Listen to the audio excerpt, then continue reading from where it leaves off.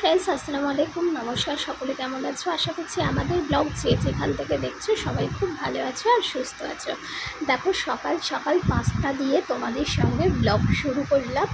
আর এই পাস্তাটা এই কারণেই সকালবেলা বানানো, কারণ আমার হাজব্যান্ডের হয়েছে জ্বর, আর ও যেহেতু আগের দিন সন্ধ্যেবেলা তাড়াতাড়ি খেয়ে নেয় সেহেতু একটু সকালবেলা আমি টিফিন করে দিচ্ছিলাম যাতে ওষুধ খায়।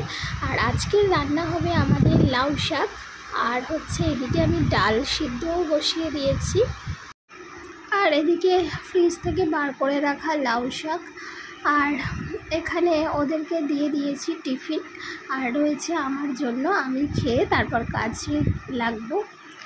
তো টিফিন খাওয়া হয়ে গেছে, এখন চলে এসেছি। প্রচুর কাজ, মানে সকাল থেকে প্রচুর কাচাকুচি হয়েছে।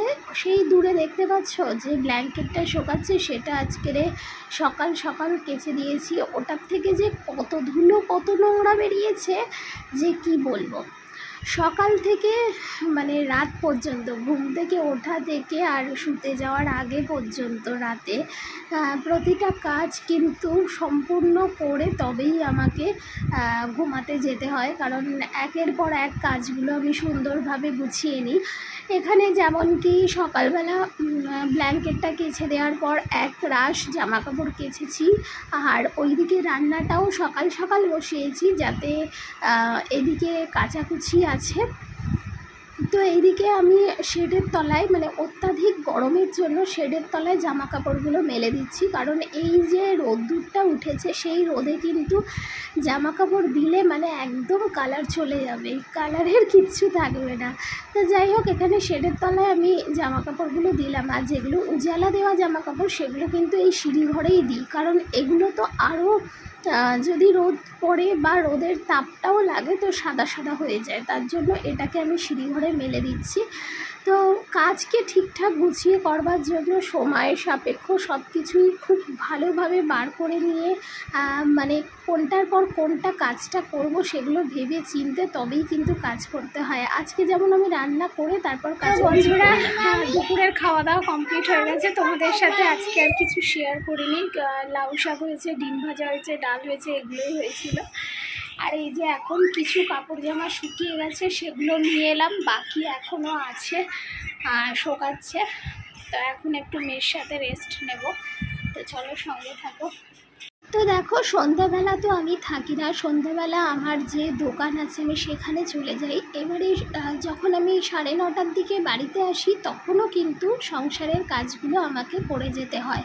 তো আমি যেমন এই ব্ল্যাঙ্কেটটা ধুয়ে দিয়েছিলাম সেটা এখন এনে ভালো করে বিছানায় পেতে দিয়ে চাদর টাদর পেতে নেব।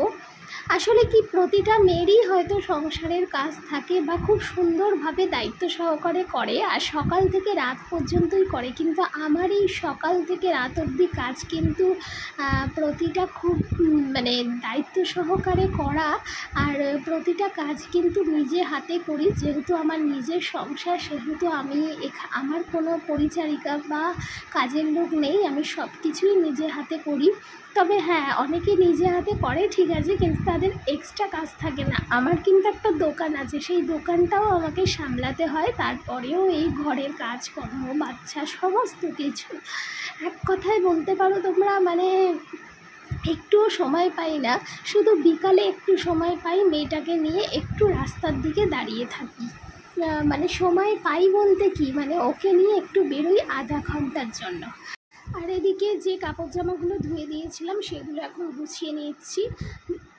বললাম না, সমস্ত কাজ সম্পূর্ণ করেই কিন্তু আমি রাতে ঘুমাতে যাই, আমি কিন্তু কোনো কাজ পেন্ডিং রাখি না খুব কম সময়ের জন্য। আর এইদিকে হচ্ছে মেয়ে আর মেয়ের বাবা শুয়ে আছে, আর আমি আমার কাজগুলো খুব সুন্দরভাবে করে নিচ্ছি।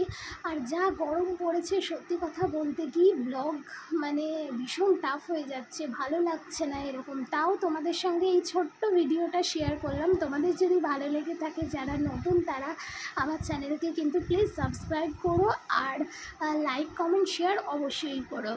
আর এখানে দেখো জামা কাপড় গুছিয়ে নিচ্ছি, কারণ জামা কাপড়গুলো আজকে না গোছালে এটা আবার পরে থাকবে, আবার আমার নেক্সট দিনে কাজ বাড়বে। তার জন্য আমি কি করি, আমি সমস্ত কাজই সময় সাপেক্ষ দেখে সমস্ত কাজই করে ফেলি, আমি ফেলে রাখার চেষ্টা করি না। যাই হোক, এখানে কাপড় জামা গুছিয়ে নিচ্ছি, গুছিয়ে নিয়ে আমি যেখানে যেখানে যা কাপড় জামা থাকে সেখানে সব কিছুই তুলে দেব, দিয়ে তারপরে আমরা শুতে যাব বলতে এখন করে না, ডিনারটা আমার হাজব্যান্ড আর শাশুড়ি মা সন্ধ্যাবেলা করে নেয়, আর আমি দোকান থেকে এসে করি। তো আর এখন অনেকটা আগেই শুয়ে পড়ার চেষ্টা করি, আর জানি না কেন শরীরের ধকলের জন্যই হয়তো ঘুম চলে আসে, আমারও প্রচণ্ড ঘুম পেয়ে যায়, আমিও কিন্তু রাত করি না, শুয়ে পড়ি।